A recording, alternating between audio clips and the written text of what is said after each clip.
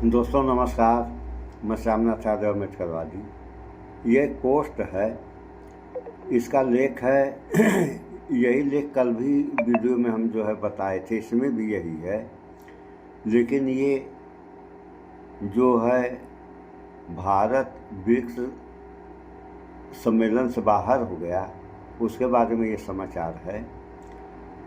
तो इसका लेख है, नाम नरेंद्र काम सरेंडर।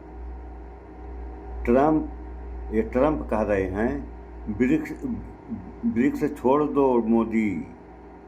तो मोदी जी का कहना है, जी हुजूर। ट्रंप चाबहार पोर्ट छोड़ दो मोदी, जी हुजूर। ट्रंप रूस से तेल खरीदना छोड़ दो मोदी, जी हुजूर। ट्रंप ऑपरेशन सिंदूर छोड़ दो मोदी, जी हुजूर। ऐसा लेख है कि ट्रंप कह रहे हैं कि इन सारी चीज़ों को छोड़ दो, और मोदी कह रहे हैं कि जी हुजूर हम छोड़ देंगे, और छोड़ भी दिए। छोड़ देंगे क्या, छोड़ दिए। अभी जो है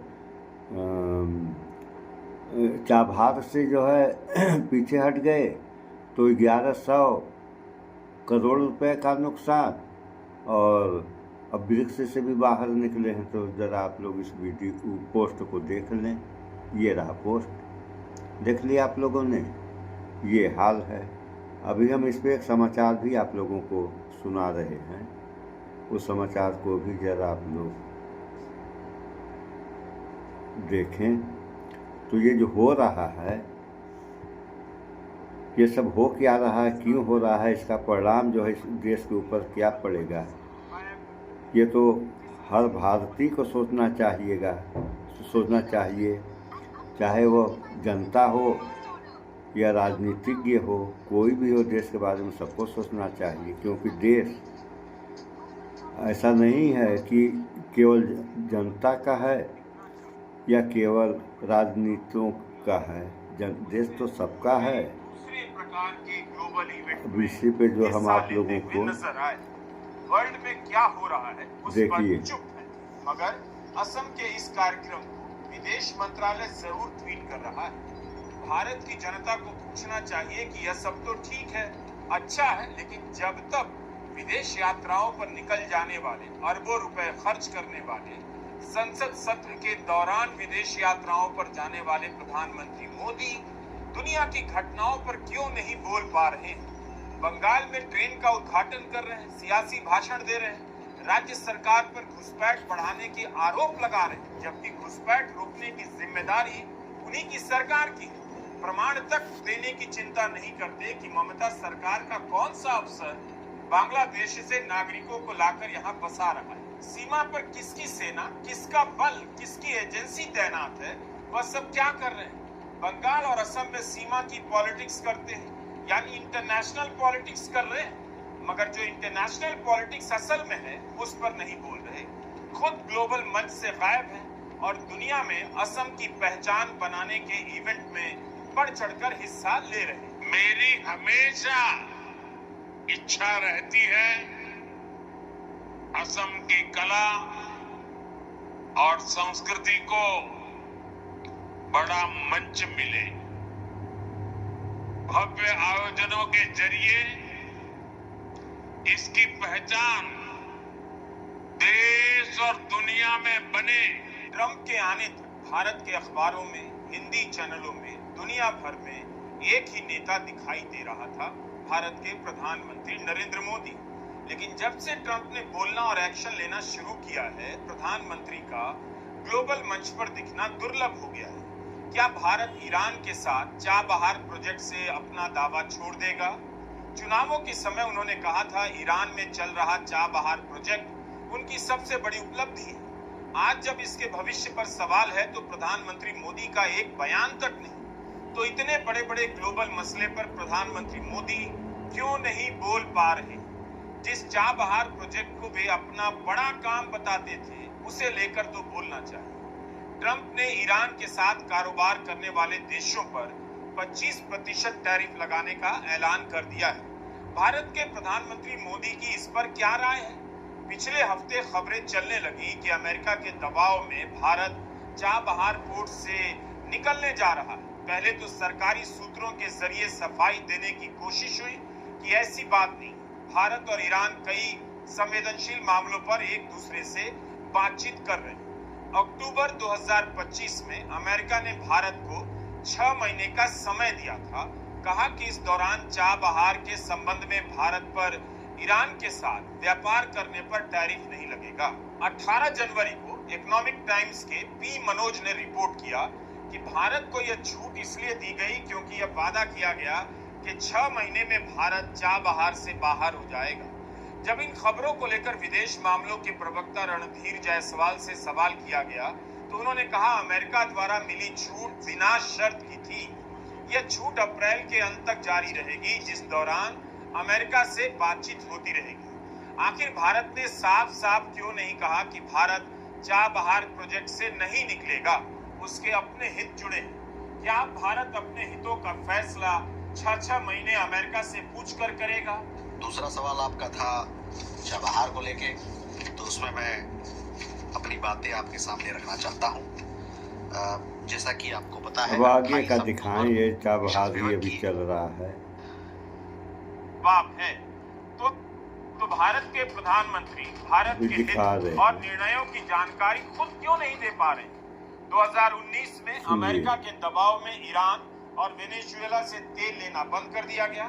2025 में अमेरिका के दबाव में रूस से तेल लेना कम कर दिया गया। अब भारत की कंपनियां फिर से वेनेजुएला की तरफ दौड़ लगाने वाली हैं। हर दूसरे देश में ऐसी घटना पर वहां के प्रधानमंत्री और राष्ट्रपति बयान दे रहे हैं, ट्रंप की निंदा भी कर रहे हैं, मगर भारत में यह काम विदेश मंत्रालय के प्रवक्ता के जिम्मे छोड़ दिया गया है। क्या यह अच्छे नेतृत्व का उदाहरण हो सकता है, मजबूत टाइप के नेतृत्व का? अगर विदेश मंत्री एस जयशंकर यह कह रहे हैं कि भारत को तेल के मामले में चुनकर टारगेट किया जा रहा है, जो कि गलत है, तो ये कौन कर रहा है? नाम लेकर क्यों नहीं बोल रहे?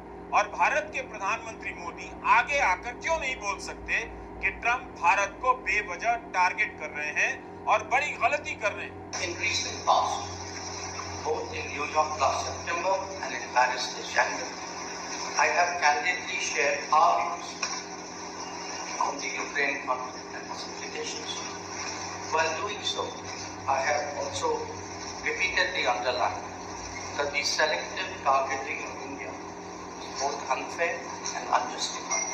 I do so again today because the selective targeting is not limited to tariffs, it can be other forms.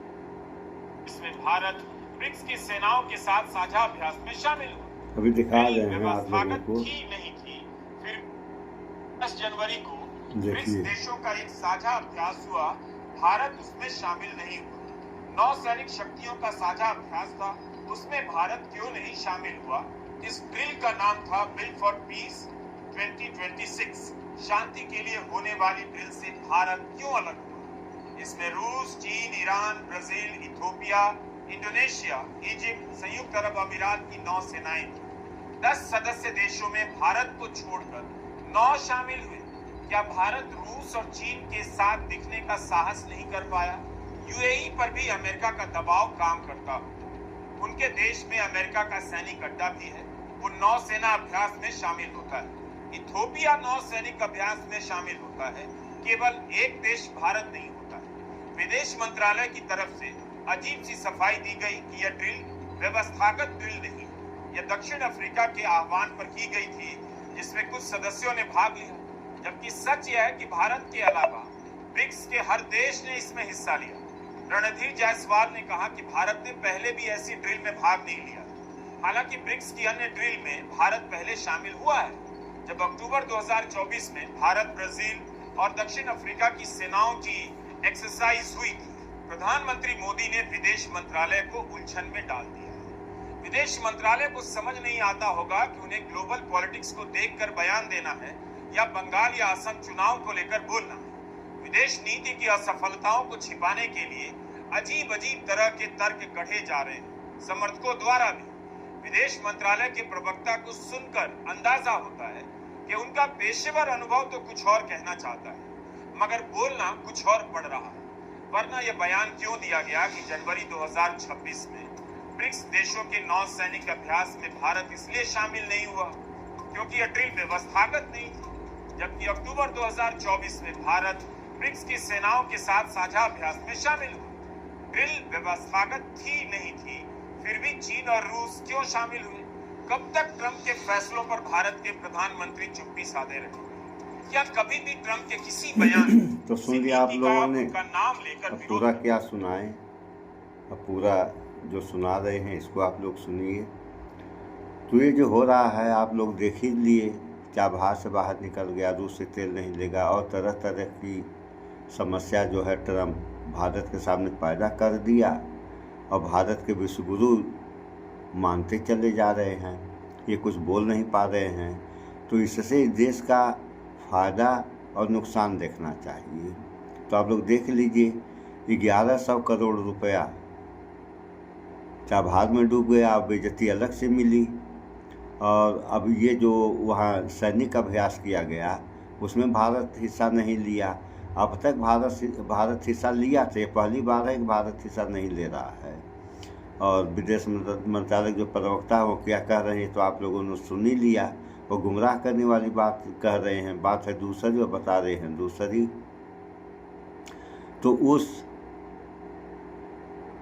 वह सैन्य जो है, मतलब एक तरीके से इसको क्या कहा जाएगा, सैन्य अभ्यास था। तो जब वह सैन्य अभ्यास था तो उसमें कौन कौन सी तकनीक अपनाई गई, उससे भारत वंचित हो गया। अगर वही गया होता भारत तो उसमें कौन सी तकनीक अपनाई जा रही है, अपनाई गई, ये कम से कम अपने नज़रों से तो देख लेते लोग। लेकिन अब वहाँ क्या हुआ इनको कुछ पता ही नहीं, कौन सी तकनीक अपनाई गई इनको कुछ पता ही नहीं। आप लोग देख ही रहे हैं आज के समय में तरह तरह के आधुनिक तकनीक अपनाई जा रही है। तो उस तकनीक से तो भारत गया, और बाकी आप लोगों ने सुन ही लिया, जगह जगह जो है ट्रंप रोड़ा डाले हुए है। तो इन सबों से हो क्या रहा है, इन सबों से अगर कुछ हो रहा है तो जहाँ तक हमारा देखना है या हम अंदाज़ा लगा रहे हैं, इन सारी व्यवस्थाओं से केवल भारत पीछे जा रहा है। अब डॉलर के मुकाबले रुपया देख लीजिए, इस दुनिया में सबसे, जहाँ तक हमारा अंदाज़ा समाचारों के हिसाब से ये हम बता रहे हैं कि दुनिया में सबसे हल्का पैसा इस समय अगर किसी का है तो वह भारत का हो गया। तो अब जो कर्ज चुकाना है, अब जितना चुकाना था अब उससे बढ़ के चुकाना होगा, यहाँ भी टूट आ गई। और कहाँ कहाँ हम आप लोगों से गिनाएं, टोटल हम बता दे रहे हैं कि भारत हर तरह से, हर क्षेत्र में, चाहे कोई भी क्षेत्र हो, हर क्षेत्र में दबाव में है। और यह दबाव जो है, यह जो है इसके लिए बहुत ही हानिकारक होगा, क्योंकि हर जगह इतना अब आप लोग देख लीजिए चाबहार को, अगर चाबहार बन गया होता तो भारत को भी फ़ायदा हुआ होता, और जहाँ से भारत का जिन जिन देशों से जुड़ाव होता उन देशों का फ़ायदा होता। और अब वो प्रोजेक्ट ही बंद कर दिया गया यानी भारत के तरफ से, तो अब जो है मतलब जो लाभ मिलना था वो लाभ गया, यहाँ भी टूट आ गई। तो अब कहाँ कहाँ टूट आप लोगों को गिनाएं, यानी टोटल हम बता दे रहे हैं हर जगह टूट ही टूट है इस देश में। ये तो टूट वाली बात हुई। अब देखिए जनता की और सरकार की कहानी क्या है, जो भी दल हैं वो केवल आपस में लड़ रहे हैं। यानी देश में क्या हो रहा है, विदेशों में क्या हो रहा है, इन लोगों को इससे कोई मतलब नहीं है, ये केवल आपस में लड़ रहे हैं। और जनता की अब आप लोग देख लिए, जनता की भी वही हाल है। जनता, देश में क्या हो रहा है, विदेश की तो बातें छोड़िए, देश में क्या हो रहा है किसी को कोई फर्क नहीं पड़ने वाला है। ये जो है ये भी आपस में उलझे हुए हैं एक दूसरे से। तो इस तरीके से अगर जनता रहेगी, सरकार रहेगी जिस देश में, उस देश का विकास होगा तो कैसे होगा। इन सब बातों पर भी आप जनता को ध्यान देना चाहिए। अगर आप जनता इन सब बातों पर ध्यान नहीं देंगी तो विचार किसका, नुकसान किसका होगा, नुकसान आप जनता का तो होगा ही, प्लस देश का नुकसान हो जाएगा। और अगर ऐसा हो गया तो यह देश और इस देश की जनता कहीं की रह नहीं जाएगी, ये हमारा मानना है। आप लोगों का क्या विचार है इस बारे में कमेंट में तो बताना है नहीं, आप लोगों को मत बताइए। ये हाल है। फिलहाल भाईचारा बना कर रहें आप लोग। इस वीडियो में इतना ही। स्वच्छता अपनाएं, शुद्ध खाएं, स्वस्थ रहें, शिक्षित बने। जय विज्ञान, जय संविधान। नमस्कार।